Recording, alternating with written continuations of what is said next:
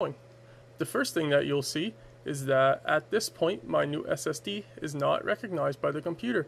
You can see my C hard drive, my D hard drive, but no SSD. So first thing that you want to do is go into your BIOS or your device manager and check that the hard drive or SSD is actually being recognized by your computer. In this case, I went into my device manager and you can see that Windows is actually recognizing the SSD in the top left corner there. If Windows isn't recognizing it, or if it's not recognized in the BIOS, there's a good chance you have a defective SSD or hard drive and you should definitely return it. So the next step is to go back into Control Panel and you want to open up the Administrative Tools tab, and under that you want to double click on Computer Management. Once you're in Computer Management, you want to go down the list to where you see Disk Management. You want to open that up.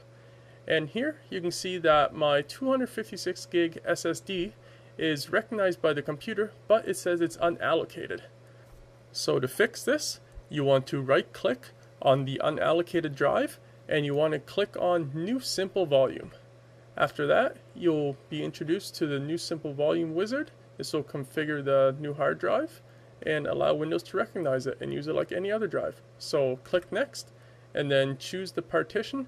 In this case, I'm just going to keep it as a single partition. Click Next. Then assign a drive letter. I'm going to keep it as E. I'm happy with that. Next. Then you want to label your drive. In this case, I decided to label ADATA SP900 SSD. After that, you want to click Next and Finish. And then the hard drive will format itself. The time of the formatting will depend on the size of the drive. Mine was only 256 gig SSD, so the whole format took about, I'd say, 2, maybe 3 minutes. It wasn't very long. After it was done, the ADATA SP900 SSD popped up on the right, and on the left, under the Computer Manager, you can see that the SSD is now listed as a healthy primary partition.